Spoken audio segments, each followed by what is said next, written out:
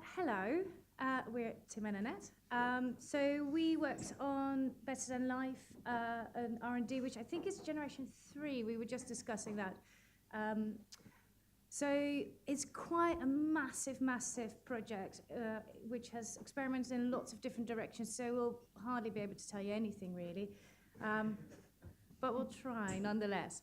So Better Than Life is an experiment in interactive live theatrical experiences. So our company makes very immersive interactive theatre in which the audience is the hero. They go on the journey and the story changes depending on what they do. So what we tried to do with this project is to do that simultaneously online and in the space. And what we had from the beginning is very much that we wanted to create 2 experiences, one for the physical, one for the online audiences, both live, both equal in value, because we felt like a lot of digital in theatre often tagged on, and both audiences having equal but different amounts of agency over it. So agency is basically what we mean is like what the audience gets to do, loosely translated.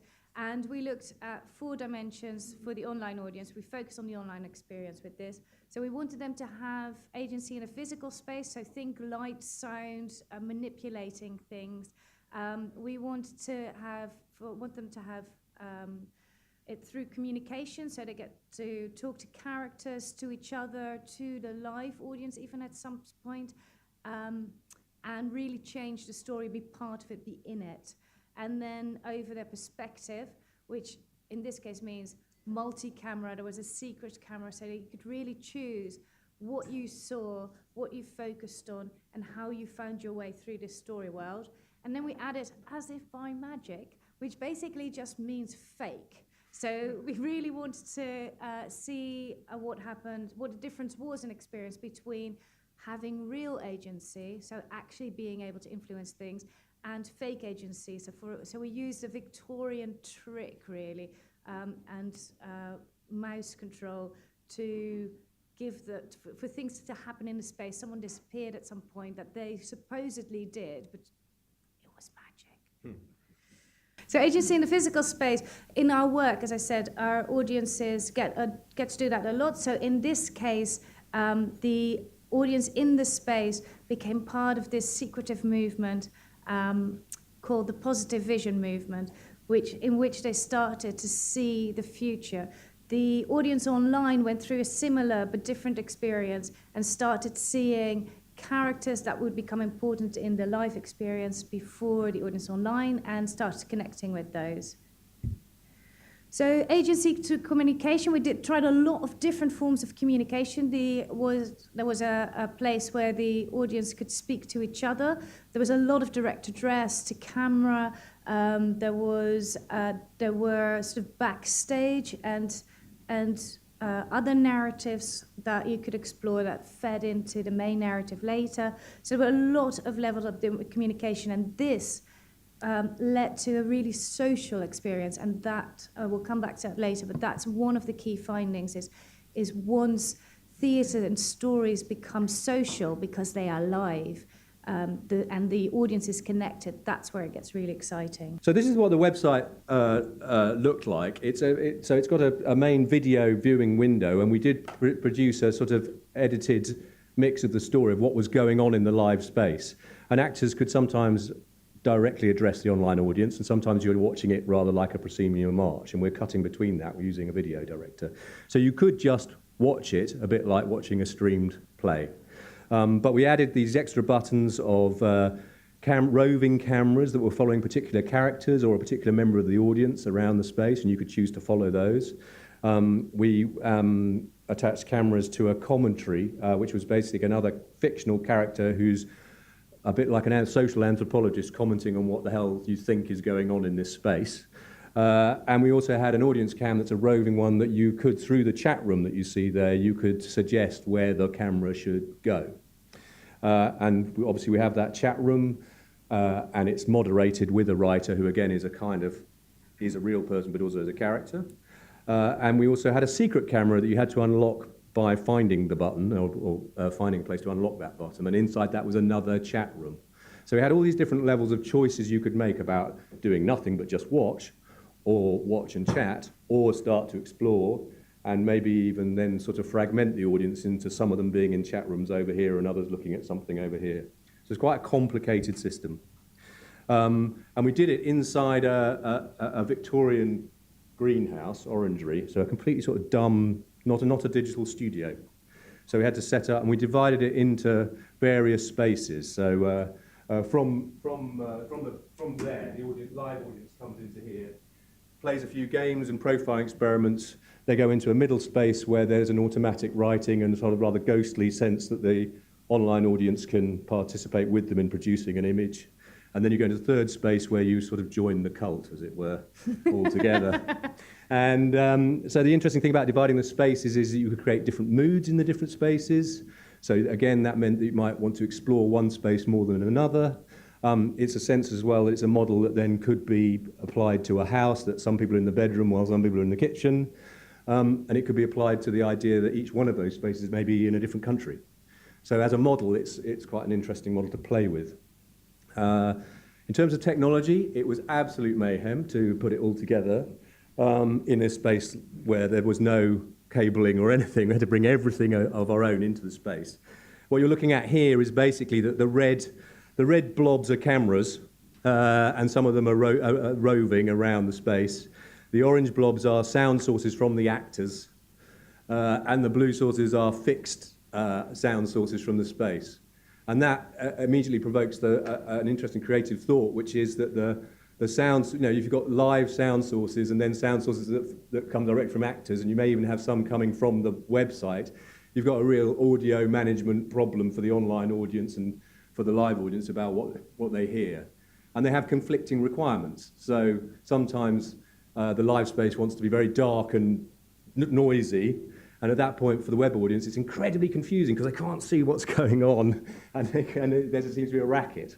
So they want bright light and sort of a bit of quiet to be able to clarity. So you have tension between the demands of the two audiences that this technology does. And you can see we had to have a sound desk, a video desk, a web streaming thing. So we had to learn a lot of skills really fast.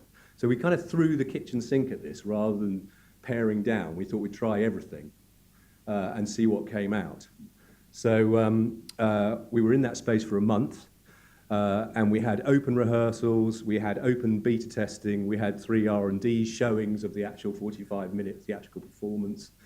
So we just kept running it again and again, trying to get it to be more and more robust as a system, to build up more and more audience interest and engagement as we went along, drop the things that didn't work, reinforce the things that we did think would work, so a sort of iterative development process. But as you can see, it was such a hybrid system that it was a live streaming platform. It was quite slightly game-like. It was a social system. We just, as an exercise in how to wire a space, it was quite interesting. And then we were also doing more traditional things of putting up a website, putting a Twitter account. So there was a lot going on. In terms of promotion, we were asked to talk about this. Is that we didn't promote that aggressively because we weren't looking for really big numbers. I mean, but it's interesting to note that we did build a website, a Facebook page, a Twitter account, a YouTube account, Eventbrite, that when you say you didn't do much, that's a sort of base level. So you have to do quite a lot to engage and get an online audience to come along. We have to say that the Nesta press release and Nesta connections and partners and mailing out was invaluable to getting people to come along and get attention. But we wanted to keep the numbers manageable, mainly because we had a very flaky tech setup that would fall over if too many people came at it all at once, and we wanted to scale that up. So we didn't want to stress the system straight away. You definitely don't want to do that. But we also wanted to concentrate on the sort of behaviours of the audience. So that didn't need large numbers. You just needed a significant number, maybe even a dozen of people to go to do something and go, oh, they like that, or oh God, they hate that. So it's more about the quality of the research that you're getting out of it rather than big numbers at that point. So what worked? So basically what we came out with is a minimum viable platform. So what does it need minimally to create something that's engaging live online? What is that thing that an audience can show up for that has enough choice and enough excitement to keep them there? And then we looked at technology quite modularly. So what happens if you add the cost of multiple roaming cameras? What happens if you've got fixed camera? What kind of story works with what technology? Key moments of agency. So in essence, we found out what is really, really exciting. The secret camera is exciting. The idea that an actor shows up in a place where he shouldn't be, was this real moment where there was frisson and the audience went mental, all the chat rooms went mental, people started moving between spaces because they wanted to bring people over, and it became this really sort of buzzing, alive space online. Working with and sometimes controlling the actors was really exciting. When people saw actors do things that they talked about with them earlier, it felt people got insanely excited about that. Especially, weirdly, because it's far away, because normally in interactive theatre you can talk to an actor and something might happen, but that's more like a normal conversation. This is more like playing God over the real world. It was really, really exciting.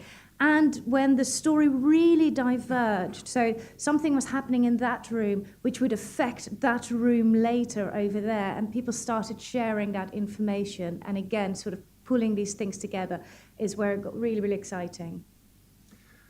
So as a digital project manager, I should talk about what didn't work. So we did, the technology was quite flaky because we did everything ourselves. It was real DIY. It was a tribute actually to both our partners, Goldsmiths and Showcaster, that they put this thing together. I mean, right down to the last sort of cable and finding where to plug things in. You know, it's really insanely complicated. And we didn't get enough time in for fixing and for testing and fixing. We were basically testing in performance, which then makes you look, you know, not very professional sometimes. But I think that may be part of the point about some of these hybrid digital arts projects, is that you are going to be doing that in an experimental space. That I think artists quite often are used to private rehearsal and then very sort of glossy performance. Whereas software developers are quite interested in the idea of iterative development of we put this up, it breaks, and then we fix it, sort of thing. So there's a culture clash there that has to be resolved, I think.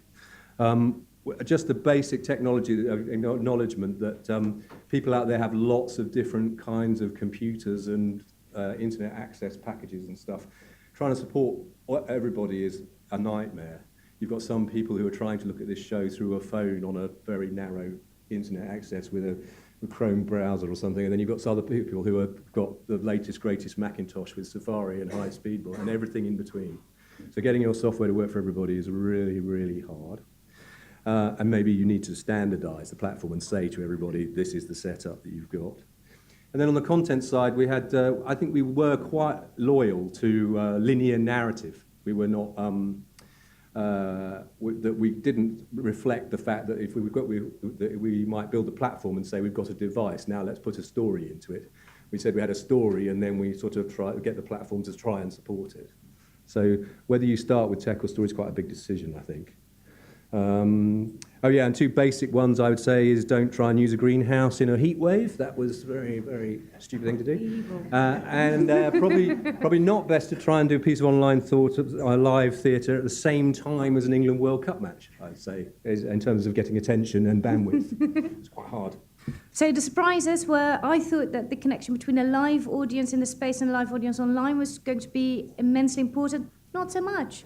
Don't know why yet. But it feels like they had so much to talk about with each other and experiencing each other and the narrative and the actors. They wanted it. They didn't need that extra layer. The online audience require very different treatment. So they were really slow compared to the live audience. That was, I think, really surprising. Thanks, Rowan. We'll wrap this up. They're much slower. Because they have so much more to talk about and to do and to choose between. They have so many more options. They need more time to do that and reflect on that and be social. standard of digital literacy, incredibly diverse. So that's quite interesting. What do you do with an audience that is not in front of you, that some people just genuinely need to sort of almost go, and then you click, versus people who are incredibly literate gamers and go, why isn't this going faster? This is...